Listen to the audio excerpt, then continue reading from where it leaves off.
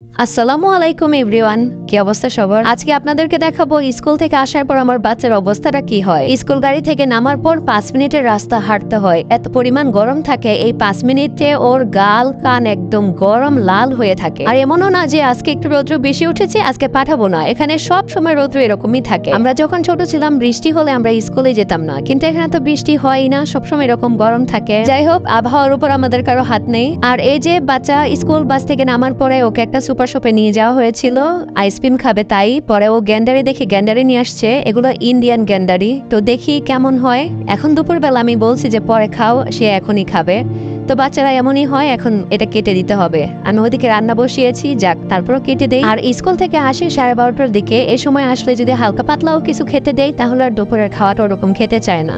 আর এই যে এদিকে আমি গ্যান্ডারি কেটে নিয়ে আসছি, খুব বেশি মিষ্টি না, পানসে মিষ্টি, এটাই ওর কাছে অনেক মিষ্টি। যাক বাচ্চা এটা খেতে থাকুক, আমি আমার বাকি রান্নাটা কমপ্লিট করি। রান্না মোটামুটি শেষ, শুধু এই একটা তরকারি বাকি আছে, এটা কচু রান্না করব আমি। প্রথমে পেঁয়াজটা ভেজে এখানে আমি মশলাগুলো দিয়ে নিচ্ছি। এখানে আদা রসুন হলুদ মরিচ ধনে গুঁড়া লবণ আর একটা তেজপাতা দিয়ে আমি মশলাটা কষিয়ে নিব। প্রচুর ভালো লাগে চিংড়ি মাছ দিয়ে, তারপরে ইলিশ মাছ দিয়ে। তো আজকে আমি রান্না করব ইলিশ মাছের মাথা দিয়ে। প্রথমে আমি এখানে মশলাটা কষিয়ে নিয়েছি, এখন ইলিশ মাছের মাথাটা দিয়ে নিব। এটা একটু পরিমাণ পানি দিয়ে এটা আবার কষিয়ে তারপর আমি কচুটা দিব। এটা রান্না করা অনেক সহজ, কিন্তু কচুটা আগে রেডি করে রাখতে হয়, যেমন কেটে একটু সিদ্ধ করে তারপরে বেটে পানি ঝরিয়ে তারপর রাখতে হয়। তো আমার এটা ফ্রিজে আগে রেডি করা ছিল, আমি ফ্রিজ থেকে নামিয়ে নিয়েছিলাম, সকালেই নামিয়েছি। তারপর একটু বরফ রয়েছে, সমস্যা নেই, এটা দিয়ে দিয়েছি, এটা গলে যাবে। তো দেখুন কচুটা কিন্তু রেডি হয়ে গিয়েছে। আর কড়াইয়ের নিচটা দেখে বুঝতে পারবেন আমি এটা কি পরিমাণ জ্বালিয়েছি। এখন ধনেপাতা দিয়ে নেড়ে চেড়ে নামিয়ে নিব। আপনারা চাইলে জিরার গুঁড়ো দিতে পারেন, আমি দেইনি। তো চলে আসলাম বিকেলের ক্লিপে। আজকে আপনাদেরকে দেখাবো একটা জুস ব্লেন্ডার আনবক্সিং করে।